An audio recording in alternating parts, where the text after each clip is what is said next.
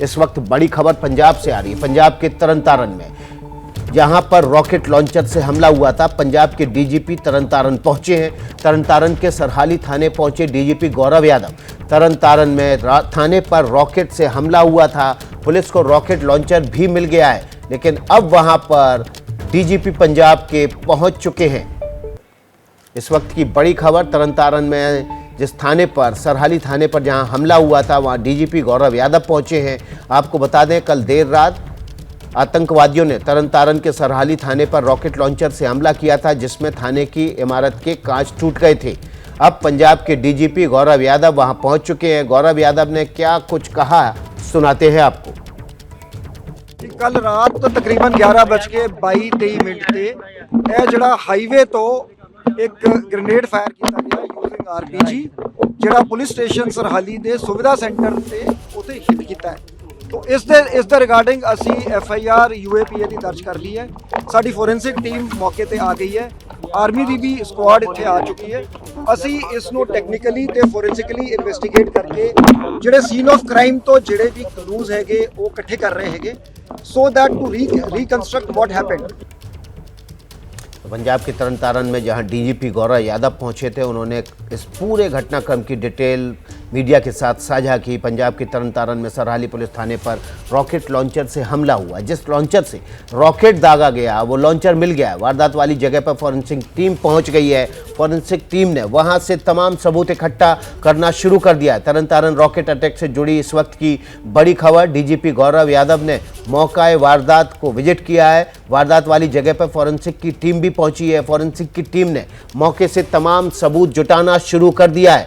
हालांकि मौके से जिस लॉन्चर से रॉकेट दागा गया था, वो रॉकेट लॉन्चर मिल चुका है और इसको रशियन मेड बताया जा रहा है। इससे पहले भी मोहाली में हुए रॉकेट लॉन्चर हमले में इसी तरह के लॉन्चर का इस्तेमाल किया गया था और हमारे सहयोगी जगविंदर पटियाल ने यह भी बताया है कि इस तरह के 3 रॉकेट लॉन्चर जो है वो आतंकवादियों के पास हैं। इस तरह का रॉकेट लॉन्चर एक बार इस्तेमाल करने के बाद इस्तेमाल के लायक नहीं रह जाता है और इसी वजह से आतंकी इसको छोड़कर मौके से फरार हो गए। हमारे सहयोगी जगविंदर पटियाल इस खबर पर और ज़्यादा जानकारी के साथ जुड़ गए हैं। जगविंदर, क्या अपडेट है? देखिए, पहली ये कि 1980s के दौर का रशियन मेड ये लॉन्चर है और रॉकेट इसी से दागा गया है। खास बात ये भी है कि पुलिस स्टेशन जिसमें ये रॉकेट दागा गया, उसके बगल में सांझ केंद्र था।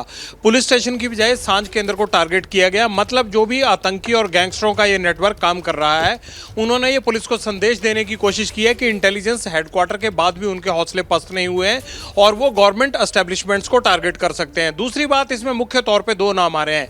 सीमा पार से हरविंदर सिंह रिंडा और कनाडा में बैठा गैंगस्टर और अब आतंकी वारदातों में शामिल लखवीर सिंह लंडा, जो कि पंजाब का रहने वाला और जिस सरहाली पुलिस स्टेशन पर यह अटैक हुआ है वहां से आगे हरीके इलाका पड़ता है और लखवीर सिंह लंडा वहीं का रहने वाला है और ये पूरा इलाके में वो अपना दबदबा बनाना चाहता है।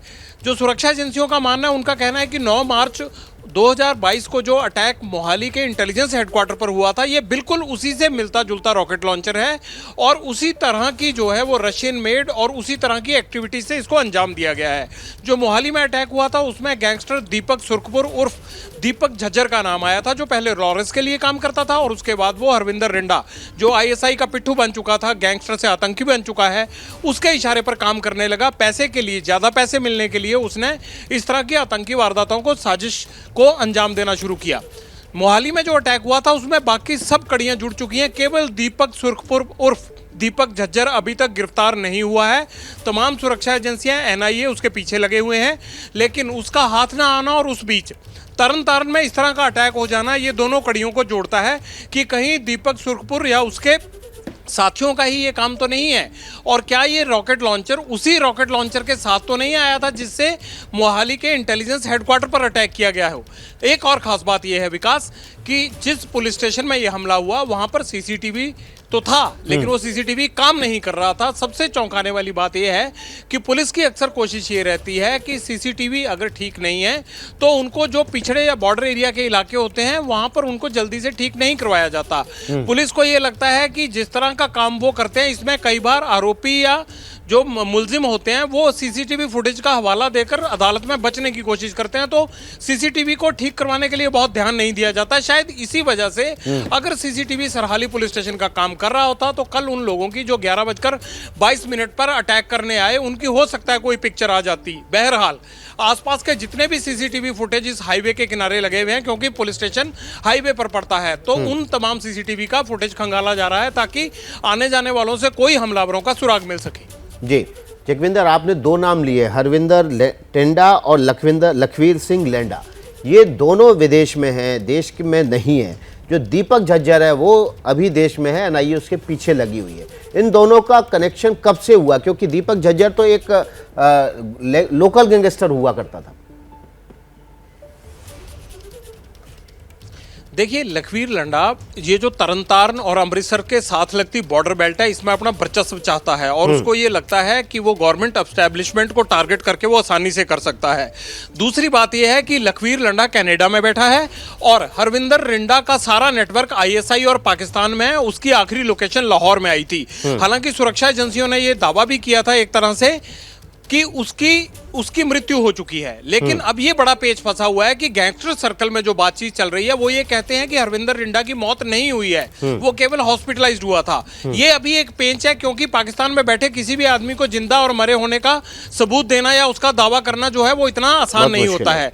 अब सवाल यह है कि गैंगस्टरों और विदेश में बैठे जो आतंकी गतिविधियों को अंजाम देने वाले लोग हैं, इनका नेटवर्क काम कर रहा है और वो पंजाब में वारदात उन लोगों से करवा रहे हैं जो इनके गुर्गे या शूटर हैं। यानी मास्टरमाइंड विदेश में बैठे होते हैं और वारदात पंजाब में होती है या पंजाब के साथ लगते स्टेट में होती है। इसलिए पुलिस इन सब गुर्गों को नहीं पकड़ पा रही है। मुझे लगता है कि अब जो आतंकवाद के दौर में जिस तरह की इन्वेस्टिगेशन होती थी, जो सख्ती से इन्वेस्टिगेशन होती थी, जो चेन को पकड़ने वाली इन्वेस्टिगेशन होती थी, कोई आदमी बचने ना पाए, उस तरह की इन्वेस्टिगेशन की जरूरत है। इनको साधारण क्राइम की तरह इन केसों को इन्वेस्टिगेट करेंगे तो जो भी लोग बच जाते हैं वो फिर अगली वारदात को अंजाम देते हैं। तो मुझे लगता है कि पुलिस के लिए ये चुनौती है और इन केसों को रोकने के लिए अब उसे कमर कसनी पड़ेगी। बिल्कुल जगविंदर, आप हमारे साथ बने रहिए। गगनदीप हमारे सहयोगी ग्राउंड जीरो पर तरन तारन में मौजूद है, उनका रुख कर लेते हैं। गगनदीप, किस तरह के सबूत फॉरेंसिक टीम को और मिले हैं रॉकेट लॉन्चर के अलावा?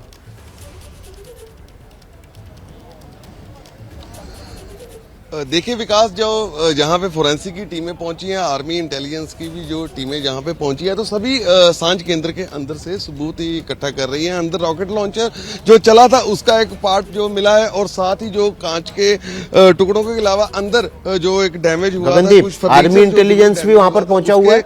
उन्होंने उनको हाँ बिल्कुल, ये आर्मी की टीमें भी यहाँ पे पहुंची हुई हैं। आप देख सकते हैं तस्वीरों में सामने फिरोजपुर से ये आर्मी की टीमें, आर्मी इंटेलिजेंस की टीमें हैं, जहाँ पे आर्मी के यूनिट पहुंचे हैं। डीजीपी ने भी, उनके वरिष्ठ अधिकारी लगातार पंजाब पुलिस के साथ संपर्क में है और पूरे जो निरीक्षण उनके अधिकारियों के द्वारा यहाँ पे किया जा रहा है। और जो जगविंदर पड़ियाल सर ने जो बात कही कि जिस तरह लखवीर लंडा का नाम जहाँ कोई भी हो, तो डीजीपी ने स्पेसिफिक तौर पर कहा है कि कोई कहीं भी बैठा हो, हमारी पंजाब पुलिस उनको लेके आने में सक्षम है और उनको जहां पे लाया जाएगा।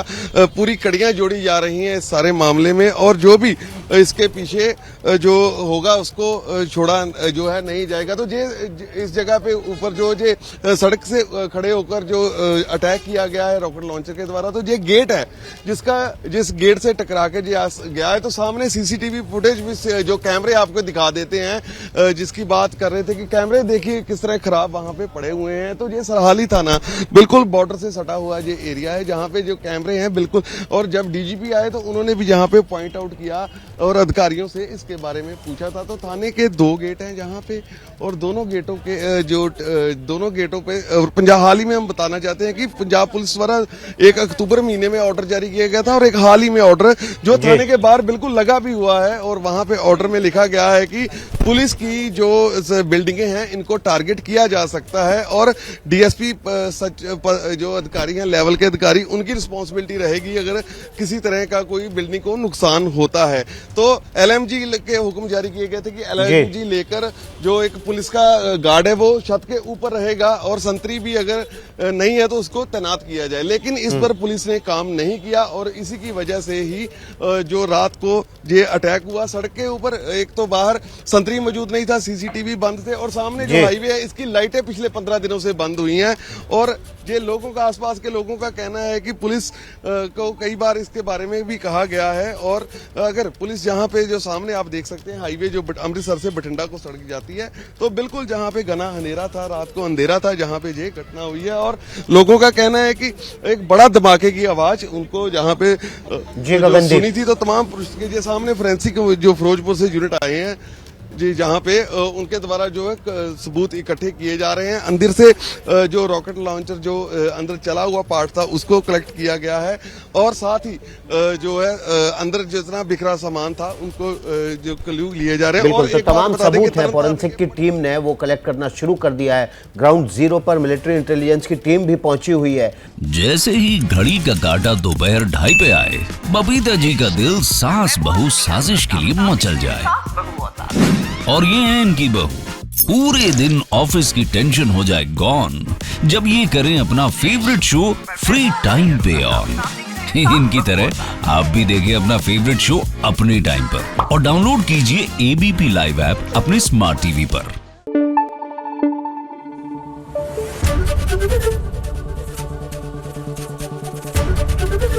ABP न्यूज आपको रखे आगे।